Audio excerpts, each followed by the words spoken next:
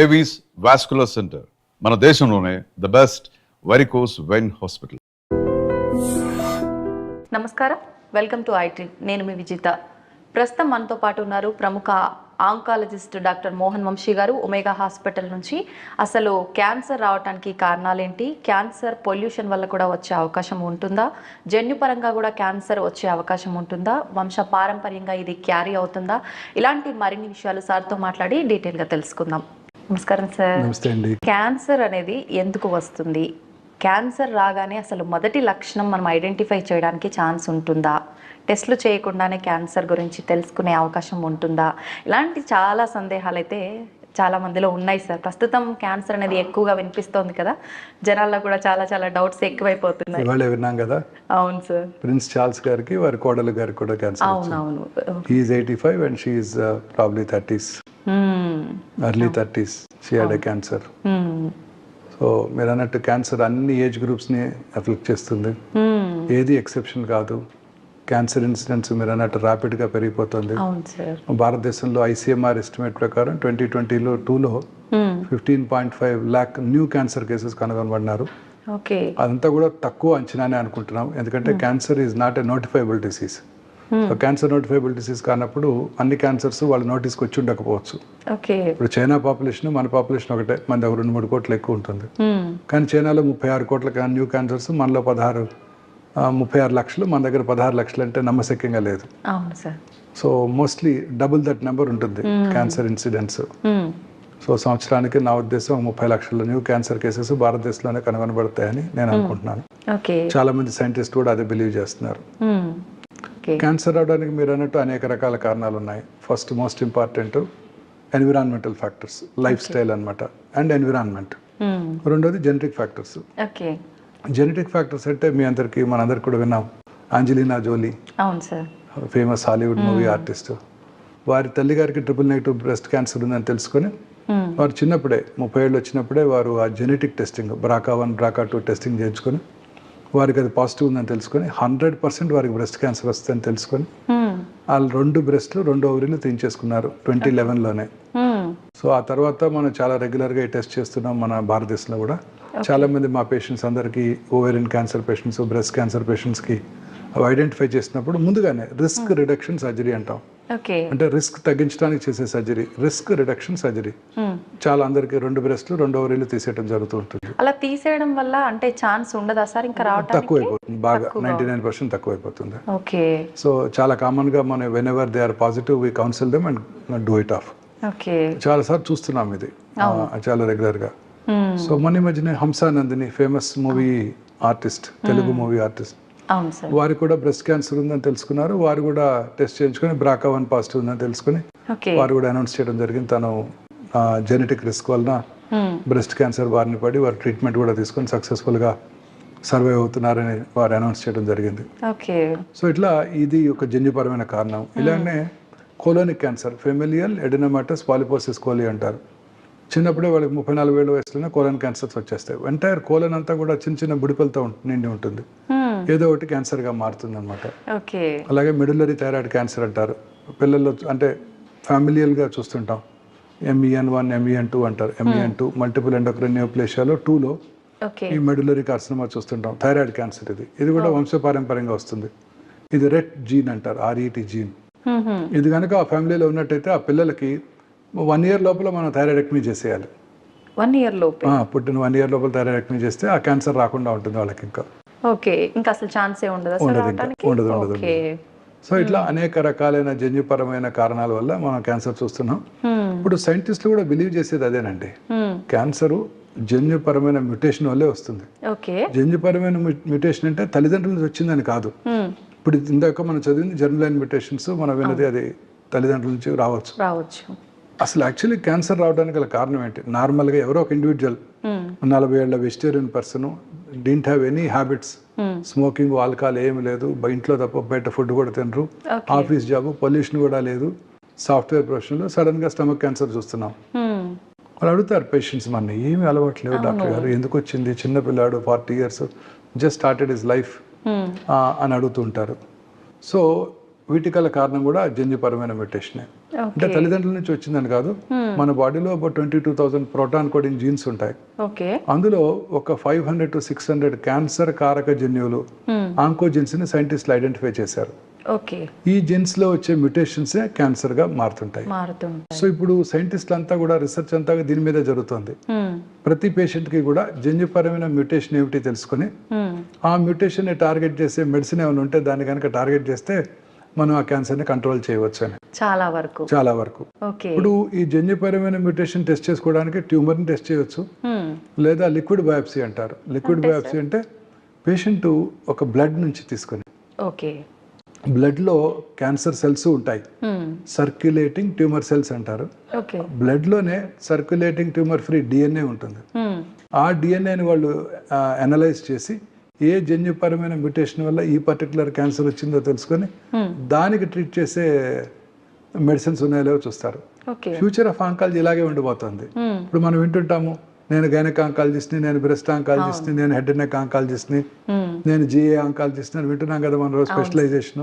ఫ్యూచర్లో ఇలా ఉండబోదు. ఇంకా జెనెటిక్ మ్యూటేషన్ బేస్డ్ ట్రీట్మెంట్ వస్తుంది. నేను HER2 న్యూ ఆంకాలజిస్ట్, నేను ఈజిఎఫ్ఆర్ ఆంకాలజిస్ట్, ఇట్లా రకరకాల ఆంకాలజిస్ట్. జన్యుపరమైన మ్యూటేషన్, ఈ జన్యుపరమైన మ్యూటేషన్ ఏ క్యాన్సర్ కైనా వర్తిస్తుంది. అంటే పెరోటిడ్ ట్యూమర్ కి అలాగే లంగ్ క్యాన్సర్ కూడా ఒకటే జన్యుపరమైన మ్యూటేషన్ ఉండొచ్చు, ఆ రెండింటికి ఒకటే ట్రీట్మెంట్ ఇవ్వాల్సి రావచ్చు. అలా ఉండబోతుంది ఫ్యూచర్. సో ఫ్యూచర్ అంతా ఇలానే ఉండబోతుంది. బ్లడ్ టెస్ట్ చేసుకుని ఆ బ్లడ్ టెస్ట్ లో ఉన్న సర్క్యులేటింగ్ ట్యూమర్ ఫ్రీ డిఎన్ఏ తీసుకుని ఈ టెస్ట్ చేసుకుని జన్యుపరమైన టెస్టింగ్, ఫౌండేషన్ టెస్టింగ్ అంటారు, అది చేసుకుని ఏ మ్యూటేషన్ వల్ల ఏ క్యాన్సర్ వచ్చిందో చూసుకొని ఆ క్యాన్సర్ని, ఆ మ్యూటేషన్ని టార్గెట్ చేసే డ్రగ్స్ ఉన్నాయా లేవో చూసుకొని వాటిని టార్గెట్ చేసినట్టయితే క్యాన్సర్ని కంట్రోల్ చేయవచ్చు. అదే బ్లడ్లో సర్క్యులేటింగ్ ట్యూమర్ సెల్స్ కూడా ఉంటాయి. ఇప్పుడు క్యాన్సర్ సెల్స్, బ్రెస్ట్లో క్యాన్సర్ వచ్చింది, లంగ్లో క్యాన్సర్ వచ్చింది, అవి శరీరంలో దాని యొక్క క్యాన్సర్ యొక్క మోస్ట్ ఇంపార్టెంట్ ప్రాపర్టీ ఏంటండి, బ్లడ్ ద్వారా శరీరంలో ఇతర భాగాలకు పాకుతుంటుంది. ఆ బ్లడ్లో మనకి 1 million WBCs ఉంటాయి, 1 billion RBC ఉంటాయి 1 ml బ్లడ్ లో. ఒక 5 నుంచి 10 సర్క్యులేటింగ్ ట్యూమర్ సెల్స్ ఉంటాయి. ఆ సర్క్యులేటింగ్ ట్యూమర్ సెల్స్ ని మనం ఐడెంటిఫై చేసి ఆ సర్క్యులేటింగ్ ట్యూమర్ సెల్స్ ని ఐసోలేట్ చేసి ల్యాబ్ లో వాటిని గ్రో చేసి ఏ రకమైన యాంటీ క్యాన్సర్ డ్రగ్ కి లొంగుతుందో తెలుసుకునే పద్ధతి కూడా, టెక్నాలజీ కూడా ఇప్పుడు మనకు అందుబాటులోకి వచ్చేసింది. అంటే already process available. So biopsy కూడా లేకుండా మనం క్యాన్సర్ ని నిర్ధారించవచ్చు, అది ఏ రకమైన క్యాన్సర్ తెలుసుకోవచ్చు, దేనికి లొంగుతుందో తెలుసుకోవచ్చు, ఏ జన్యుపరమైన మ్యూటేషన్ వల్ల ఈ క్యాన్సర్ వచ్చిందో తెలుసుకోవచ్చు ఒక 10 ml బ్లడ్ నుంచి. ఇదంతా కూడా మనం చేసేయగలుగుతాం. This is not the future, present status of oncology. So ఇది జన్యుపరమైన కారణాలు. ఇక రెండో కారణం ఎన్విరాన్మెంటల్ ఫ్యాక్టర్స్. ఇవి మోస్ట్ ఇంపార్టెంట్. ఫస్ట్ లో most important lifestyle. Environment అంటే పొల్యూషన్, మనం రోజు చూసుకునే పొల్యూషన్, మన చుట్టూ ఉండే పొల్యూషన్, అనేక ఎస్పెషల్లీ అర్బన్ ఏరియాస్లో pollution, automobile pollution, industrial pollution ఎక్కువగా ఉంటుంది. అందుకే భారతదేశంలో కూడా అర్బన్ ఏరియాస్లోనే క్యాన్సర్ ఎక్కువగా చూస్తున్నాం మనం, రూరల్ ఏరియాస్తో కంపేర్ చేసినట్టయితే. అర్బనైజేషన్ పెరిగే కొద్ది క్యాన్సర్ ఇన్సిడెన్స్ ర్యాపిడ్గా పెరిగిపోతుంది. అర్బనైజేషన్ పెరిగే కొద్ది ర్యాపిడ్గా పెరిగిపోతుంది. ఇంకా దాని గురించి మనం తప్పించుకునే ఛాన్స్ అయితే లేదు కదా సార్? కేర్ తీసుకోవాలంటే ఏమైనా తీసుకునే ఛాన్స్ ఉందంటారా? ఎలా మేడం, రోజు మనం వాడేది మార్నింగ్ లెగిస్తే synthetic toothpaste, plastic brush, plastic tumbler, plastic bucket, plastic బాటిల్లో వాటర్ తాగుతాం, కార్లోకి వెళ్తాము, కార్లో అంతా ప్లాస్టిక్ ఎన్విరాన్మెంట్ అంతా కూడా మనం ఎలా అవాయిడ్ చేయగలుగుతాం? పొల్యూషన్. మీరు సిగరెట్ తాగక్కర్లేదు, మా ఒమేగా హాస్పిటల్ బయట నుంచోండి ఒక 5 నిమిషాలు, మీ కార్ కోసం వెయిట్ చేస్తూ 20 సిగరెట్లు తాగిన పొల్యూషన్ వచ్చేస్తుంది. అంత పొల్యూషన్ ఉంటుంది ఇప్పుడు. దేశం అంతా పొల్యూషనే. అనేక రకాలైన మెజర్స్ తీసుకున్నప్పటికీ మీరు ఢిల్లీలో చూస్తున్నారు కదా, రోజు పేపర్లో వింటున్నాం, most polluted city in the world Delhi. So మనకి హైదరాబాద్లో కొంచెం వరకు ఫార్చునేట్, వాళ్ళకి చాలా ఎక్కువ ఉంది పొల్యూషన్. సో ఇండస్ట్రియల్ పొల్యూషన్స్ అన్ని ఎక్కువైపోతున్నాయి, వీటి వల్లే క్యాన్సర్స్ అధికంగా వస్తున్నాయి అర్బన్ ఏరియాస్ లో. అవే కాకుండా మన లైఫ్ స్టైల్, మనం తీసుకునే ఆహారం, ఈ సాచురేటెడ్ ఫ్యాటీ యాసిడ్ ఉండే ఈ పిజ్జాలు, బర్గర్లు, అన్ని రకాల రీయూజ్డ్ ఆయిల్స్, మిర్చి మండి దగ్గర ఉండే మిర్చీలు అవన్నీ రీయూజ్డ్ ఆయిలే కదా మేడం. పకోడీలు టేస్టీగా పకోడీలు. టెంప్టింగ్ గా టేస్టీగా కనిపిస్తాయి. వీటన్నిటింటే రీయూజ్ ఆయిల్సే కదా మేడం, ఇవన్నీ కూడా క్యాన్సర్ కారకాలే. Okay. High fatty diet, red meat ఇవన్నీ కూడా క్యాన్సర్ కారకాలేనండి. మైక్రోవేవ్లో చేసే ఫుడ్, హీట్ చేసే ఫుడ్, ఓకే. ప్లాస్టిక్ కంటైనర్స్ లో ఉండే ఫుడ్, ఇవన్నీ కూడా క్యాన్సర్ కారకాలేనండి. వైట్ రైస్ తీసుకోవడం వల్ల కూడా క్యాన్సర్ వచ్చే అంటే ఛాన్స్ ఈ ఉందా సార్? వైట్ రైస్ అనేది ఊబకాయం. వైట్ రైస్ లో విటమిన్స్ ఏ ఉండవు, అన్నీ కూడా ఇదైపోతాయి. తినడానికి టేస్టీగా ఉంటుంది తప్ప జస్ట్ రిఫైన్డ్ కార్బోహైడ్రేట్ మన బాడీలోకి వస్తుంది. ఓకే. కార్బోహైడ్రేట్, ఈ రిఫైన్డ్ కార్బోహైడ్రేట్ మనకి డేంజరస్ అండి. దీన్ని సింపుల్ కార్బోహైడ్రేట్స్ అంటారు, లైక్ వైట్ షుగర్ లాగా. ఇవి రెండు కూడాను మనకు ఉపకారం కలిగిస్తాయి, అనేక రకాలైన ఎలిమెంట్స్ వస్తాయి. ఇవన్నీ కూడా డేంజరస్ ఏనండి. Cardiac diseases, coronary artery disease, సెర్బ్రోవాస్కులర్ accidents, ఇవన్నీ కూడా ఈ వైట్ షుగర్, వైట్ రైస్ వల్ల చాలా ఎక్కువగా ఉంటాయండి. అందుకే చక్కగా మన hand pound rice, parboiled rice లేదా బ్రౌన్ రైస్ అంటాం, ఇవి చాలా సుపీరియర్ అన్నమాట. అలాగే సాల్ట్ ఎక్కువగా తీసుకున్నా కూడాను అనేక రకాలైన ఎలిమెంట్స్, క్యాన్సర్స్ కూడా రావచ్చు. అలాగే వైట్ మైదా తయారు చేసే క్రమంలో అనేక రకాలైన కెమికల్స్ వాడటం జరుగుతుంది దాన్ని వైట్ కలర్ చేయటం కోసం. సో అవన్నీ కూడా క్యాన్సర్ కారకాలు. అవన్నీ కూడా పొటాషియం, బ్రోమైడ్, అనేక రకాలైన కెమికల్స్ వాడతారు, ఇవన్నీ కూడా క్యాన్సర్ కారకాలే. మా రోజు వాడే కలరింగ్ ఏజెంట్స్, మన చైనీస్ డిషెస్ లో వాడే అజినమోటో, అలాగే చిల్లీ 65, వాటెవర్ పన్నీర్ 65, అన్నీ కూడాను కలరింగ్ ఏజెంట్స్, అవన్నీ కూడా డేంజరస్ ఏనండి. నిన్ననే విన్నాము, కర్ణాటకలో గోబీ మంచూరి బ్యాన్ చేశారు, మంచూరియన్ ఐటమ్స్ బ్యాన్ చేశారు. కలరింగ్ ఫుడ్ ఏజెంట్స్ అన్ని కూడా డేంజరస్ ఏనండి. అజినమోటో, ఇవన్నీ కూడా టాక్సిక్ సబ్స్టెన్సెస్. చిన్నపిల్లలకి ఇప్పటి నుంచి అవి పెట్టామంటే వాళ్ళకి పెద్ద అయ్యేసరికి మనం వాళ్ళందరిలో ప్రాబ్లమ్స్ ఎక్కువ అవుతుంటూ ఉంటాయి. తర్వాత అదే పీచ్ మిఠాలో ఉండే రోడమిన్ బి మొన్న తమిళనాడు, పాండిచ్చేరి గవర్నమెంట్స్ బ్యాన్ చేశాయి. కలరింగ్ ఏజెంట్స్, రెడ్ కలర్ వచ్చే ఏజెంట్స్ అన్ని కూడా, అవన్నీ కూడా చాలా డేంజరస్ సబ్స్టెన్సెస్. ఈ లైఫ్ స్టైల్లో ఫుడ్ అనేది మోస్ట్ ఇంపార్టెంట్ అండి. రెండోది దురలవాట్లు. ఈ ఆల్కహాల్ తాగే వాళ్ళు అనేక రకాలైన క్యాన్సర్స్ వస్తాయి. Chronic liver disease, liver cancers, oesophageal cancer, అన్నవాహిక క్యాన్సర్స్, కోలన్ క్యాన్సర్, పెద్ద పేగుల్లో cancer. And it is directly related. అంటే ఎక్కువ ఆల్కహాల్ తాగితే ఎక్కువ క్యాన్సర్ వచ్చే అవకాశాలు ఉంటాయి. అలాగే స్మోకర్స్, స్మోక్లెస్ టొబాకో, స్మోక్ చేసిన 6 సెకండ్స్లో స్మోక్లో, టొబాకోలో ఉండే 400 to 500 క్యాన్సర్ కారక పదార్థాలు, అంటే కార్సినోజెన్స్, అవి మన బ్లడ్లోకి వెళ్ళిపోయి ఆ బాడీలో ఇతర భాగాల్లో, అన్ని లంగ్సే కాదు, యూరినరీ బ్లాడరు, గర్భసంచి, ముఖద్వారం దగ్గర కూడా క్యాన్సర్ కలిగించగలదు. అలాగే చాలా మంది స్మోక్లెస్ టొబాకో, గుట్కాలు, కైని, తంబాకు ఇవన్నీ అంటుంటారు. ఇవన్నీ నోట్లో తింటాను, నోట్లో నములుతాను, ఊసేస్తాను, నేను దాన్ని లోపలికి ఇంజెస్ట్ చేయను, అది నాకు క్యాన్సర్ కలిగించుదని చాలా మంది ఫీల్ అవుతుంటారు. అది నోట్లోనే కాకుండా నోటి యొక్క మ్యూకోజా నుంచి అబ్జర్వ్ చేయబడి శరీరంలో ఇతర భాగాల్లో కూడా క్యాన్సర్ కలిగిస్తాయి. అంత డేంజరస్. చాలా మంది భ్రమలో ఉంటున్నారు. చాలా మంది స్మోకర్స్ అనుకుంటూ ఉంటారు, ఒక 20 years స్మోక్ చేసి ఆపేసి 40 ఏళ్ళు అయింది, ఇంకా నాకు రాదు క్యాన్సర్ అనుకుంటారు. లేదు, ఆ పాపం వెంటాడుతూనే ఉంటుంది. ఎప్పుడో ఆపేసినా వస్తూనే ఉంటుంది. చాలా మంది అంటారు, నేను 40 years స్మోక్ చేశానండి, నాకు ఏం ప్రాబ్లం లేదు, మొన్న 6 నెలల క్రితం ఆపేశాను, వెంటనే క్యాన్సర్ వచ్చింది అంటారు. వాళ్ళ వైఫ్ కూడా అడుగుతుంటారు, సార్ ఇలా ఆపడం వల్లే వచ్చిందండి అని అడుగుతారు. True, very true, absolutely wrong అండి. సో టొబాకో అన్ని రకాలుగా హాని చేస్తుంది. ఇప్పుడు గవర్నమెంట్ పబ్లిక్ ప్లేసెస్ లో టొబాకోని బ్యాన్ చేసేసారు. సో తాగాల్సింది ఇంట్లోనే. ఆఫీస్ లో తాగిన పక్కన వాళ్ళు ఎంప్లాయీస్ ఊరుకోరు కదా. సో ఇంట్లో తాగితే చిన్నపిల్లలు, వైఫ్ కి, పిల్లలకి ఎస్పెషల్లీ టెండర్ ఏజ్ లో వారు వదిలే స్మోకు, వారి లైటెడ్ ఎండ్ ఆఫ్ సిగరెట్ నుంచి వచ్చే ప్యాసివ్ స్మోకు పిల్లల మీద ఎఫెక్ట్ చూసి పిల్లల్లో కూడా క్యాన్సర్ కలిగిస్తుంది. అంటే ఈ పొల్యూషన్ అధికంగా ఉన్న పట్టణాలన్నీ కూడా, ఉదాహరణకి మన స్టేట్ లోనే రామగుండం చూడండి, super thermal power plant, where coal is burnt, open cast mines, fertiliser plant, ఇండియాలో బిగ్గెస్ట్ ఫెర్టిలైజర్ ప్లాంట్ అక్కడే ఉంది. గ్రానైట్, డస్ట్, ఈ ఇండస్ట్రియల్ టౌన్స్ అన్నిట్లో కూడా క్యాన్సర్ ఇన్సిడెంట్స్ ఎక్కువగా ఉంటుందండి. ఈ థర్మల్ పవర్ ప్లాంట్ చుట్టూ ఉన్న 1 kilometer రేంజ్ లో ఉన్న వాళ్ళందరికీ క్యాన్సర్ వచ్చే అవకాశాలు చాలా ఎక్కువగా ఉంటాయండి. అయితే సార్ మనకు ఇప్పుడు సిటీలో ఇళ్లపైనే సెల్ ఫోన్ టవర్స్ ఇలాంటి definitely. వాటి వల్ల కూడా ఛాన్స్ సెల్ టవర్స్ వల్ల కూడా క్యాన్సర్ వస్తుందండి. 800 మీటర్స్ ఏరియాలో వస్తాయి, క్యాన్సర్స్ వచ్చే అవకాశాలు ఎక్కువగా ఉంటాయి. బట్ ఇప్పుడు గవర్నమెంట్ ఆఫ్ ఇండియా రెగ్యులేషన్స్ విధించింది. ఇంత ఏరియాలో ఉండకూడదు, దాని నుంచి ఒకటే టవర్ ఉండాలి. ఇప్పుడు అన్ని కంపెనీస్ ఒకటి చోట పెట్టేస్తున్నాయి. అవును, అలా పెట్టకుండా కొన్నే పెట్టేటట్టు దాని నుంచి వచ్చే డ్యామేజ్ కంట్రోల్ చేయడానికి కొన్ని చర్యలు తీసుకోవడం జరిగింది. ఓకే. సో అందువలన ఇప్పుడు అంటే there are some stringent laws to prevent it. ఇంతకు ముందు లా కాకుండా government of India has realised and వాళ్ళ స్ట్రింజెంట్ లాస్ పెట్టారు, ఇలా పెట్టకూడదు, అన్ని ఒక చోట పెట్టకూడదు. ఓకే.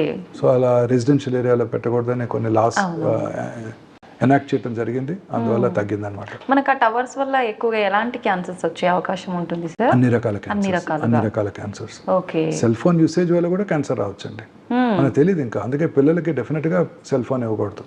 చిన్నప్పటి నుంచే వాళ్ళు సెల్ ఫోన్ కి అలవాటు పడితే వాళ్ళకి ఆ సెల్ ఫోన్ నుంచి వచ్చే రేడియేషన్ కిరణాలు రేడియేషన్ ఎఫెక్ట్ చేయవచ్చు. అంటే కొత్త న్యూ సెల్ ఫోన్స్ నుంచి వచ్చే రేడియేషన్ డోస్ తక్కువగా ఉంటుందండి. బట్ ఓల్డెన్ డేస్ లో GSM 2 ఫోన్స్ లో రేడియేషన్ డోస్ చాలా ఎక్కువ. వాళ్ళకి పెరోటిడ్ క్యాన్సర్, బ్రెయిన్ క్యాన్సర్ వచ్చే అవకాశాలు ఎక్కువగా ఉంటాయని WHO 2017లోనే వార్న్ చేసింది. లక్కీగా ఆ ఫోన్స్ ఇప్పుడు అవుట్ ఆఫ్ లేవు కాబట్టి బాధ లేదు. అలాగే మన లైఫ్ స్టైల్ అండి, రాత్రిపూట ఎక్కువసేపు లేచి ఉండటం. మనం ప్రశాంతంగా రాత్రిపూట 9కో 10కో పడుకుంటే మనకి ఎర్లీ మార్నింగ్ మెలటోనిన్ అనే హార్మోన్ ఉత్పత్తి అవుతుంది. అది ప్రిఫరబుల్లీ లైట్ లేకుండా పడుకోవాలి.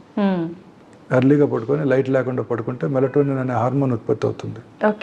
సో మీరు మనం పడుకోలేదనుకోండి, రాత్రి 12 దాకా టీవీ చూస్తూ ఆ స్క్రీన్ చూస్తూ ఆ తర్వాత మళ్ళీ మొబైల్ స్క్రీన్ బ్లూ స్క్రీన్ చూస్తూ పడుకుంటే డెఫినెట్గా హార్మోన్ ఉత్పత్తి ఉండదు, క్యాన్సర్ వచ్చే అవకాశాలు ఎక్కువైపోతాయి. అలాగే ఇప్పుడు ఈ గచ్చిబౌలిలో మనం చూసే బిల్డింగ్స్ అంతా రాత్రిపూట అంతా there are well lit towers and అనేక వేల మంది young girls and young gentlemen work there. వాళ్ళందరూ కూడా నైట్ షిఫ్ట్స్లో పనిచేస్తారు. అంటే they have to because they are working for their BPO offices. So వాళ్ళందరిలో కూడా ఆ లైటెడ్ ఎన్విరాన్మెంట్లో ఉండే వాళ్ళలో ఈ క్యాన్సర్ వచ్చే అవకాశాలు చాలా ఎక్కువ ఉంటాయండి. ఆ రిథమ్ దెబ్బతింటుంది అనమాట. పగలు పని చేసుకోవాలి, ముఖ్యంగా ప్రిఫరబుల్లీ ఎండలో కూడా ఎక్కువసేపు ఉండాలి, కష్టపడి పని చేయాలి. ఆ తర్వాత రాత్రిపూట ఎర్లీగా పడుకోవాలి, లైట్ లేకుండా పడుకోవాలి. బెడ్ లైట్ కూడా అవాయిడ్ చేయడం బెటర్ అండి. ఒకవేళ బెడ్ లైట్ తప్పనిసరి మనకి భయంగా ఉందనుకుంటే రెడ్ కలర్ బెడ్ లైట్ తక్కువ ఇన్ఫ్లుయెన్స్ కలిగిస్తుంది అంట. రెడ్ కలరా సార్? మిగతా లైట్లన్నీ బ్లూ లైట్, వైట్ లైట్ ఇవి డేంజరస్. సో ఇవన్నీ కూడా మనలో వచ్చే మార్పులు, అంటే ఈ లైఫ్ స్టైల్లో వచ్చే మార్పుల వల్ల ఈ క్యాన్సర్స్ అన్ని మనం ఎక్కువగా చూస్తున్నామండి. సో ఇవి environmental factors, life style factors, genetic factors. అయితే సార్ మానసికంగా ధైర్యంగా స్ట్రాంగ్ గా ఉండే వాళ్ళకి క్యాన్సర్ వచ్చే అవకాశం చాలా తక్కువగా ఉంటుందని వింటున్నాం సార్. 100% అండి, 100%. నా పర్సనల్ ఎక్స్పీరియన్స్ అండి అది. నేను ఒక ఫుల్ పేజ్ ఆర్టికల్ రాశాను మన ప్రెస్లో చాలా లాంగ్ బ్యాక్. అది చూసి చాలా మంది నాకు ఫోన్ కూడా చేశారు. అక్కడ నాగేశ్వరరావు గారు కూడా ఫోన్ చేశారు అప్పుడు. Very correct doctor, I totally agree with you అని భోజనాన్ని పెట్టారు నాకు పిలిచి ఆ రోజుల్లోనే. I totally agree with you. ఆయన సర్జరీ చేయించుకున్నప్పుడు 1984లోనే 83లో చేయించుకున్నారు. ఎన్టీ రామారావు గారి కంటే ముందు చేయించుకున్నారు ఆయన కర్నరీ బైపాస్ హ్యూస్టన్లో. అప్పుడు ఆయన ఎక్కువ కాలం బ్రతకనని చెప్పారంట. ఆయన కార్ నెంబర్ 2002 వేసుకున్నారంట. అంటే అప్పటి వరకు నేను ఖచ్చితంగా బతుకున్నాను నమ్మకం ఆయనలో. ఆయన స్ట్రిక్ట్ డైట్ అండి, ఆయన అసలు ఏమి తినరు. ఆయన నవధాన్యాలతో చేసిన 2 రొట్టెలు పొద్దున సాయంకాలం తప్ప ఆయన చాలా స్ట్రిక్ట్ గా డైట్, ఎక్సర్సైజ్ మెయింటైన్ చేస్తారు. చెప్పారు వారి డైట్ అంతా కూడా ఆయన అప్పుడు నాకు. సో ఆయన 2012 వరకు బతికేశారు. సో ఆ ఎజెక్షన్ ఫ్రాక్షన్ తక్కువగా ఉన్నప్పటికీ చక్కగా సినిమాలు యాక్ట్ చేసుకుంటూ, డాన్స్ చేస్తూ, ప్రజలందరి మధ్య ఉంటూ మానసిక ధైర్యం అది ఆయన బిలీవ్ చేశారు మహానుభావుడు. సో మానసికంగా మనం ధైర్యంగా ఉంటే ఏ జబ్బు రాదండి. మన ఇమ్యూనిటీ అంటే మనలోని రోగ నిరోధక శక్తి, మనలో అందరిలో కూడా ఈ మ్యూటేషన్స్ జరుగుతుంటాయి. జెనెటిక్ మ్యూటేషన్ ఇందాక నేను చెప్పాను మీకు. మనలో ఉండే 500-600 ఆంకోజెన్స్ లో మ్యూటేషన్స్ జరుగుతూ ఉంటాయి. బట్ మన body has a mechanism to stop that. ఆ మ్యూటేషన్ జరగటాన్ని నిరోధిస్తుంది మన ఇమ్యూనిటీ బాగున్నప్పుడు. మన ఇమ్యూనిటీ బాగుండాలి అంటే మనం ప్రశాంతంగా ఉండాలి, సంతోషంగా ఉండాలి. పూర్వకాలంలో చెప్పేవారు కదా, సంతోషం సగం బలం అని. సో సంతోషంగా ఉంటే ఇమ్యూనిటీ బాగుంటుంది. ఎప్పుడు హ్యాపీగా ఉండాలి. హ్యాపీగా ఉంటే ఏ జబ్బులు రావు. కరోనా రాదు, కరోనరీ ఆర్టరీ డిసీజ్ రాదు, క్యాన్సర్ రాదు. పెద్దవాళ్ళు ఏ మాట చెప్పినా అది మనకు పనికొచ్చే మాటే పనికి చెప్పారు. వచ్చే మాటలు చెప్తారు. అవును. ప్రశాంతంగా తొందరగా నిద్రపోయి రాత్రిపూట లైట్ లేకుండా పడుకొని పొద్దున్నే చక్కగా హ్యాపీగా కష్టపడి పని చేస్తే, అంటే చీకు చింత లేకుండా కష్టపడి పని చేస్తే ఏ జబ్బులు రావు. ఎంతమంది ఏ జబ్బులు లేవు కదండి. అవును సార్. ఎక్కడున్నాయి ఇన్ని జబ్బులు? లేవు. 20 ఏళ్ల క్రితం నేను 22 ఏళ్ల క్రితం బస్సుతారకం హాస్పిటల్ డైరెక్టర్గా నేను టేక్ ఓవర్ చేసుకున్నప్పుడు అదొక్కటే క్యాన్సర్ హాస్పిటల్. ఓకే. అంటే 2 ట్విన్ స్టేట్స్లో ప్రైవేట్లో ఓకే. హార్డ్లీ 40-45 పేషెంట్స్ ఉండేవారు. ఇవాళ 45 హాస్పిటల్స్ ఉన్నాయి. 2 డికేట్స్లో నా కళ్ళ ముందు జరిగింది. ఎక్కడా బెడ్ ఖాళీ లేదు. హాస్పిటల్ పెరిగిపోతున్నాయి, పేషెంట్లు ఎక్కువైపోతున్నారు. క్యాన్సర్ హాస్పిటల్ 45 ఉన్నాయి. దేశంలో ఎన్ని వందల క్యాన్సర్ హాస్పిటల్స్ ఉన్నాయండి. అవును సార్. ఎంత ఇన్వెస్ట్మెంట్ వస్తుంది క్యాన్సర్ ట్రీట్మెంట్ కోసం. అనేక రకాల newer equipment, lot of research. అన్నిటికన్నా ఎక్కువ రీసెర్చ్ క్యాన్సర్ మీద జరుగుతుందండి. ఈవెన్ డ్యూరింగ్ కరోనా టైం, ఆ 2 years కూడా కరోనా మీద కన్నా క్యాన్సర్ మీద ఎక్కువ ఆర్టికల్స్ పబ్లిష్ అయ్యాయి. ఓకే. సో అంత ఉపద్రవం వచ్చినా కూడా cancer is the main this thing. ఎందుకంటే దీన్ని మనం ఇంకా కాంకర్ చేయలేకపోతున్నాం. అనేక రకాల న్యూ క్యాన్సర్స్ వస్తున్నాయి. మనం ఏదో కొత్త మందు కనుక్కుంటున్నాము, ఆ మందునికి రెసిస్టెన్స్ కూడా వచ్చేస్తుంది. అంటే cancer cells are much smarter than scientist అండి. They develop mechanism to overcome this thing అనమాట. 3 కోర్సులు కీమోథెరపీ ఇస్తాము, చక్కగా ట్యూబర్ అంతా తగ్గిపోద్ది, చాలా హ్యాపీగా ఉంటాము. పేషెంట్ కూడా చెప్తాం బాగా తగ్గిందండి, ఇంకో 3 కోర్సులు ఇద్దామండి అంటాం. ఇంకో 3 కోర్సుల తర్వాత పెట్ స్కాన్ చేస్తే పెరిగిపోద్ది. ఎందుకని సార్ అట్లా? అది డెవలప్ రెసిస్టెన్స్. ఓకే. అది సో ఒక సీనియర్ సర్జన్ చెప్పారు, డాక్టర్ ఎస్ఎస్ రెడ్డి గారని, very famous man surgeon. Osmania medical college principal గాను సూపరింటెండెంట్ గాను చేశారు. Well reputed surgeon. The unpredictable biological behaviour of the cancer makes the most predictable treatment unpredictable. అంటే దాని behaviour ఎలా ఉంటుందంటే ఎంత మంచి ట్రీట్మెంట్ ఇచ్చినా రిజల్ట్స్ ఎలా ఉంటాయో చెప్పలేము. మన చేతుల్లో ఏమీ లేదు. ఓకే. రూపు మార్చేసుకుంటుంది, ఎలా బిహేవ్ చేస్తుందో తెలియదు. అందుకే సైంటిస్టులు అంతా దీని మీద వర్క్ చేస్తున్నారు. అంతా జెనోమిక్స్, జెనెటిక్ మ్యూటేషన్స్. మొన్నే విన్నాం ఒక breaking news. 25 rectal cancer patients 4th stage వచ్చిన సింపుల్ డ్రగ్ ఇమ్యూనోథెరపీ, జోస్టెరులుమాబ్ అనే డ్రగ్ ఎండోమెట్రియల్ క్యాన్సర్ వాడతారు. వీళ్ళకి ఇవ్వడం జరిగింది యూఎస్ఏలో. 25 మంది క్యూర్ అయిపోయారు. అఫ్ కోర్స్ కొన్ని క్రైటీరియా ఉన్నాయి. మైక్రోస్టాటిలైట్ ఇన్స్టెబిలిటీ అనేది హైగా ఉండాలి వాళ్ళతో. ఇమ్యూన్ థెరపీకి లొంగుతుంది. ఇమ్యూన్ థెరపీకి లొంగుతున్నట్టయితే మనం ఇమ్యూనోథెరపీ ఇస్తే మన ఓన్ ఇమ్యూనిటీ పెరిగి ఆ క్యాన్సర్ని టార్గెట్ చేస్తుంది. సో ఫ్యూచర్ ఆఫ్ ఆంకాలజీ ఇలానే ఉండబోతోంది. టార్గెటెడ్ థెరపీలు, ఇమ్యూనోథెరపీలు అంతా కూడా. Surgical oncologist will be out of work. అంటే మాకు పెద్దగా పని ఉండదు. ఇప్పుడు క్యాన్సర్ అంటే మనం ఫండ్ సర్జరీ చేస్తారా, సర్జరీ చేసే స్టేజ్లో ఉందా, రాడికల్ సర్జరీ చేస్తారా, చేసిన తర్వాత కీమోలు, రేడియేషన్ ఉంటాయా? ఇంకా ఫ్యూచర్లో ఇలా ఏమి ఉండబోదు. ఫ్యూచర్ అంతా రాగానే పేషెంట్ ఆఫీస్కి రాగానే బ్లడ్ తీసుకొని, డాక్టర్స్ ఆఫీస్లో బ్లడ్ తీసుకొని క్యాన్సర్ సెల్స్ని ఏ రకమైన క్యాన్సర్ ఉందో సర్క్యులేటింగ్ ట్యూమర్ సెల్స్ని ఐడెంటిఫై చేసి దాని ల్యాబ్ టెస్ట్కి పంపించి ఏ డ్రగ్కు లొంగుతుందో తెలుసుకుంటారు. ఇటు పక్కన cancer circulating tumour free DNA తీసుకొని మ్యూటేషన్ టెస్ట్ చేయించుకుంటారు. చేయించుకొని ఆ మ్యూటేషన్ టార్గెట్ చేసే మెడిసిన్స్ ఏమైనా ఉంటాయో చూసుకుంటారు. ఇలా ఫ్యూచర్ ఆఫ్ ఆంకాలజీ మారిపోబోతుందండి. Next 10 years to come I'm sure we will conquer this cancer. కొంచెం టెన్షన్ నుంచి బయటపడొచ్చు సార్ పేషెంట్స్ కూడా. కీమోథెరపీ, రేడియేషన్ అనేసి. కరోనా రాలేదా, ఎంత డిస్టర్బ్ చేసేసింది లైఫ్ ని. అవును సార్, చాలా. ఏ డిసీజ్ ఎవరు మన పిల్లలు నమ్మను కూడా నమ్మరు. ఓహో కరోనా వచ్చినప్పుడు మనం కూడా స్పెయిన్ లో ప్లేగ్ వచ్చి 38 లక్షల మంది చచ్చిపోయారు అలా వింటూ ఉండేవాళ్ళం. అలాగే పిల్లలకి మన ముందు జనరేషన్ లో కరోనా వచ్చి లక్షల మంది చనిపోయారు, ప్రపంచం మీద కోట్ల మంది చనిపోయారు అనుకుంటూ ఉంటారు. అయితే సార్ మనం ఎటువంటి జబ్బులైనా సరే రాకుండా ఉండాలంటే మీరు చెప్పినట్టుగా టెన్షన్ లేకుండా మంచి లైఫ్ లీడ్ చేస్తూ మంచి ఫుడ్ తీసుకొని ఇమ్యూనిటీ పెంచుకుంటే బాగుంటుంది. దురలవాట్లకు దూరంగా గ్రీన్స్, ఫ్రెష్ ఫ్రూట్స్, దాని నిండా plenty of nutrients, plenty of antioxidants, cancer రాకుండా చేసే ఉంటాయి. Fresh vegetables, kiwi fruit, dragon fruit తినక్కర్లా, మన ఊళ్ళో దొరికే బొప్పాయికాయ, రేగికాయలు, న్యాచురల్ ఫ్రూట్స్ మన దగ్గర దొరికే, ఆకుకూరలు, పాలకూర, ఓకే. తర్వాత గ్రీన్స్ వెజిటబుల్స్ ఎక్కువగా తీసుకుంటూ ఈ రెడ్ మీట్కి దూరంగా ఉంటూ యాక్చువల్గా నాన్ వెజ్ తినే వాళ్ళలో ఎక్కువగా వస్తుంది అని వింటున్నాను సార్, నిజమేనా సార్? తప్పకుండానండి. రెడ్ మీట్ తినే వాళ్ళ క్యాన్సర్ ఎక్కువ వస్తుంది. ఓకే. రెడ్ మీట్కి దూరంగా ఉంటూ రెగ్యులర్గా ఎక్సర్సైజ్ చేస్తూ దురలవాట్లకు దూరంగా ఉంటూ ఓకే. మానసిక ఆందోళనకు దూరంగా ఉంటూ ప్రశాంతంగా ఉంటూ లీన్ బాడీ మాస్ మెయింటైన్ చేస్తే, అంటే ఊబకాయం రాకుండా సన్నగా ఉంటే క్యాన్సర్ నుంచి కూడా దూరంగా ఉండొచ్చు.